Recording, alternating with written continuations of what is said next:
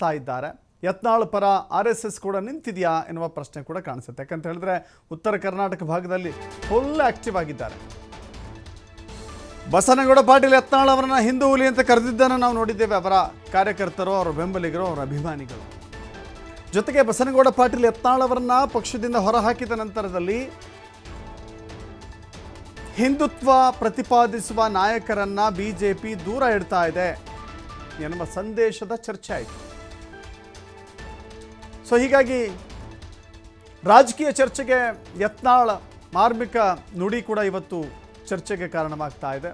RSS ಯಾವತ್ತೂ ಕೂಡ weak ಆಗೋದಿಲ್ಲ ಅಂತ ಹೇಳಿದ್ದಾರೆ ಶಾಸಕ. ಯಾರ್ಯಾರ ಕಾಲಕ್ಕೆ ಯಾರು ಉಚ್ಚಾಟನೆ ಆಗ್ತಾರೋ ಗೊತ್ತಿಲ್ಲ. ಈ ಹಿಂದೆ BS ಯಡಿಯೂರಪ್ಪ ಉಚ್ಚಾಟನೆ ಆಗಿಲ್ವಾ?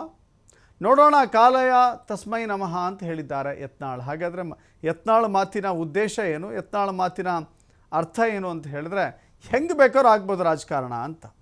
ಇವತ್ತು ನನ್ನನ್ನು ಉಚ್ಚಾಟನೆ ಮಾಡಿದ್ದಾರೆ. ಈ ಹಿಂದೆ ಯಡಿಯೂರಪ್ಪ ಅವರನ್ನು ಉಚ್ಚಾಟನೆ ಮಾಡಿದರು. ಯಾರ್ಯಾರ ಕಾಲಕ್ಕೆ ಯಾರ್ಯಾರು ಉಚ್ಚಾಟನೆ ಆಗ್ತಾರೆ ನೋಡೋಣ ಅಂತ ಹೇಳಿದ್ದಾರೆ. ಅರ್ಥ, ನಾನು ವಾಪಸ್ ಬರಬಹುದು, BJPಗೆ ವಾಪಸ್ ಬರಬಹುದು, ಆ ಸಂದರ್ಭದಲ್ಲಿ ಯಾರು ಉಚ್ಚಾಟನೆ ಆಗ್ತಾರೆ ಅಂತ ಹೇಳಿ ಪರೋಕ್ಷವಾಗಿ ತಮ್ಮ ರಾಜಕೀಯ ಎದುರಾಳಿಗಳ ವಿರುದ್ಧ ಮತ್ತೊಮ್ಮೆ ಕಿಡಿಕಾರಿದ್ದಾರೆ.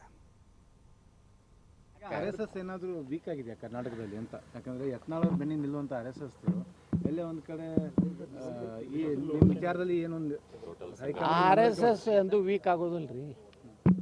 ಹೌದು, RSS ಅದು ಸಂಘ ತನ್ನ ಜವಾಬ್ದಾರಿನೇ ಮಾಡ್ತದೆ, ಒಳ್ಳೆ ಸಂಸ್ಕಾರ ಕಲಿಸ್ತೈತೆ. ಇವ್ರು ಬಂದು ಹೊರಗೆ ಬಂದು ಲಪುಟ್ರ ಆದ್ರೆ ಅವ್ರೇನು ಮಾಡ್ಬೇಕು? ಸರ್, ಈಗ ಈಶ್ವರಪ್ಪ ಆಯಿತು, ನೆಕ್ಸ್ಟ್ ಯತ್ನಾಳ್ ಇಬ್ಬರು ಏನಾದ್ರು ಸೇರ್ತಾರೆ, ಆದರೆ ಅವ್ರನ್ನೂ ಹೊರಗೆ ಹಾಕಲಾಯಿತು ಬಲವಂತವಾಗಿ.